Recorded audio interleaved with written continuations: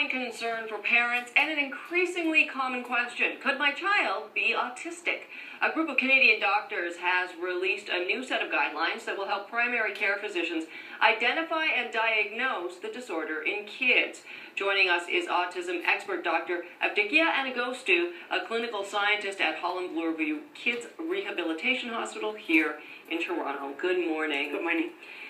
Why does it feel like we are seeing more and more cases of autism diagnosed? And we'll talk in just a second about how the guidelines have changed, but are we just better at diagnosing it, or is something else going on?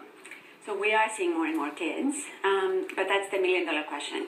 So we know that we are better at diagnosing at the ends of the spectrum. So we're better at diagnosing the very high-functioning kids, and we're better at diagnosing the very low-functioning kids.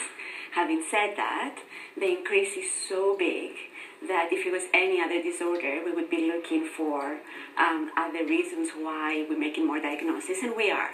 So we know that this is a disorder that has a strong genetic component, but now we're looking at how the environment and the genetic components interact, because that would be a potential way that you could get an increase in the frequency of the disorder.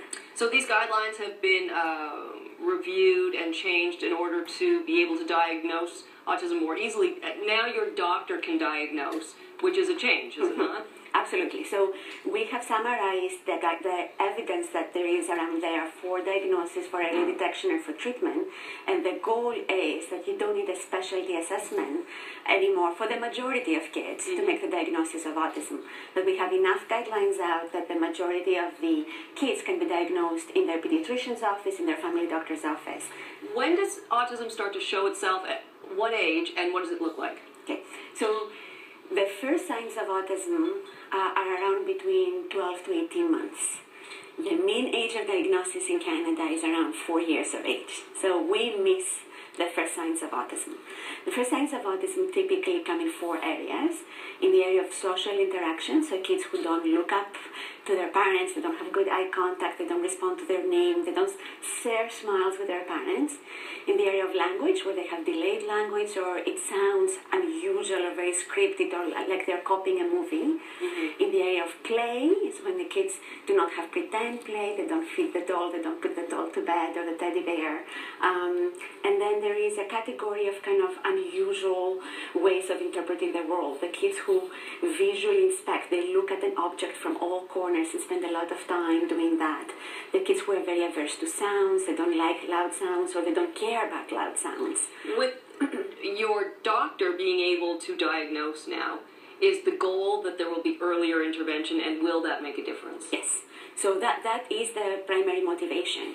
So we know the earlier we intervene, the better the outcomes are. By waiting for a specialist assessment every time, we're delaying the diagnosis. We want expert diagnosis, but it doesn't have to be a specialist diagnosis. So that's one point. The second point is you don't even need to have the diagnosis. So once you have the early signs, the red flags, the concerns, there are plenty of services that the physician can refer a young child, like early infant services or speech and language services, that don't necessarily require the diagnosis. So we want to encourage the primary care physicians, the pediatricians, the family doctors to evaluate for these early signs, listen to parents when they have concerns, and then refer to those early intervention programs. Do you see autism show up more in boys than girls? Yes. Do you know at all why that would be? It's a very good question. We don't know. It's a good biology question. So a lot of genomic research that's happening right now is looking at how certain genes may be more prevalent in boys or girls, or certain gene by environment interactions may be more prevalent in boys or girls. It's a good clue, but we don't have the answer yet. Autism expert Evdikia Anagostu, thank you so much for coming in this morning.